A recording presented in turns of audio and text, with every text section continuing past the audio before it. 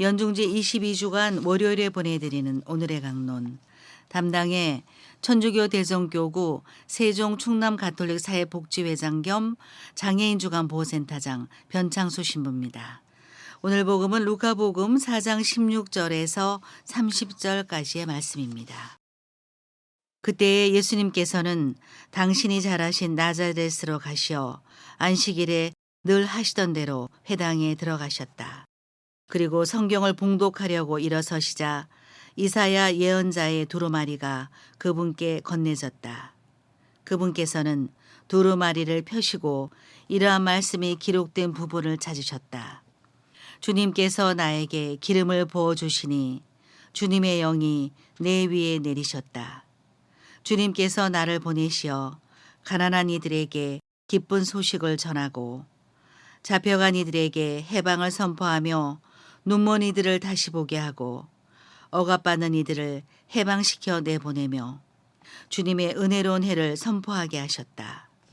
예수님께서 두루마리를 말아 시중 두는 이에게 돌려주시고 자리에 앉으시니 회당에 있던 모든 사람의 눈이 예수님을 주시하였다.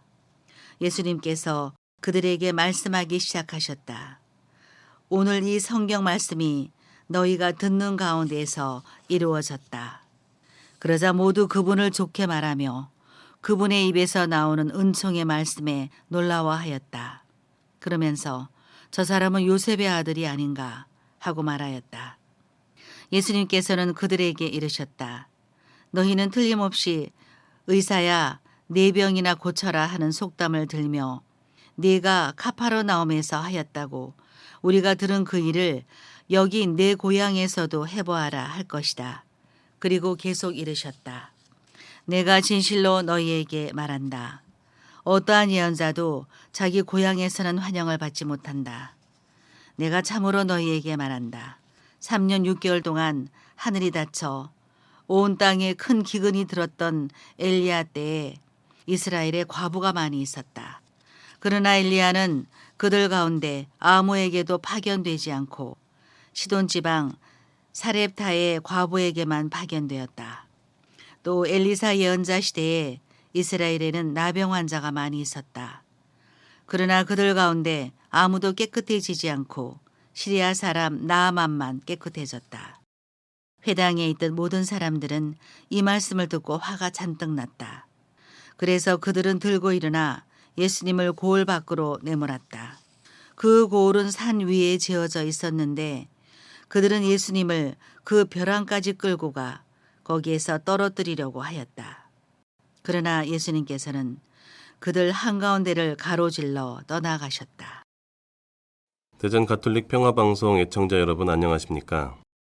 예수님은 전도를 시작하시며 처음으로 당신이 자라신 나자렛으로 가십니다.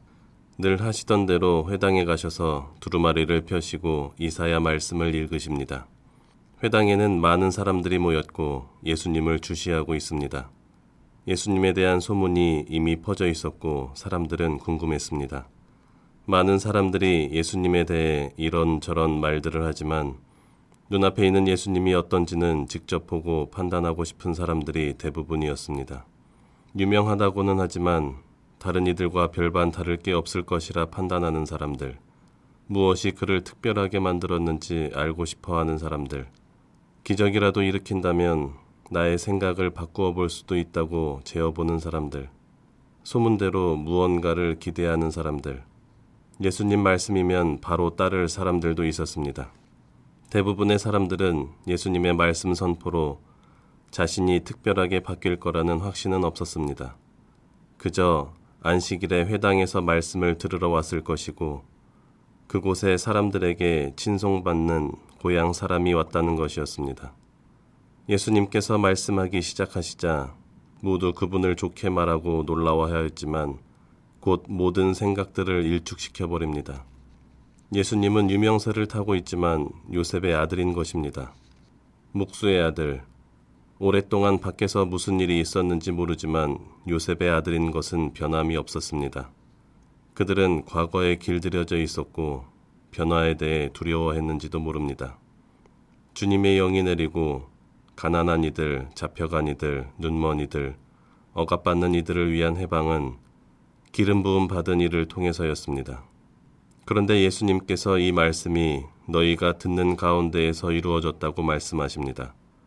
도대체 어떤 힘을 가지고 있길래 이런 말을 스스럼 없이 외치고 있는지 의문을 가진 사람들이 있었습니다. 그래서 나에게 가장 익숙한 인식의 시작, 내가 보았던 것, 살아왔던 곳, 증명할 수 있는 것에 얽매인 표현을 하는 것입니다. 저 사람은 요셉의 아들. 예수님은 그들의 마음을 아시고 그들에게 말씀하십니다. 네가 카파르나움에서 하였다고 우리가 들은 그 일들을 여기 내 고향에서도 해보아라 할 것이다 라고. 정말 이들에게 카파르나움의 일을 한다면 얼마나 받아들이고 믿게 될 것인가. 우리가 들은 그 일들, 그들은 이미 들어서 알고 있었습니다. 하지만 그것을 이 자리에서 다시 하신다 하여도 그들의 마음이 열리지 않는 한 아무 소용도 없음을 알고 계셨습니다.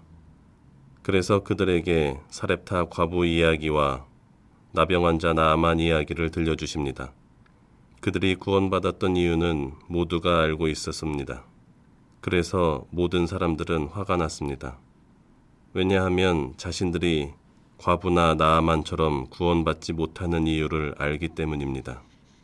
우리가 보통 나의 나약한 부분, 부족함을 드러내면 그것을 감추려 드는 방어 기제처럼 그들도 예수님을 거부하며 벼랑까지 끌고 가 거기에서 떨어뜨리려고 하기까지 합니다.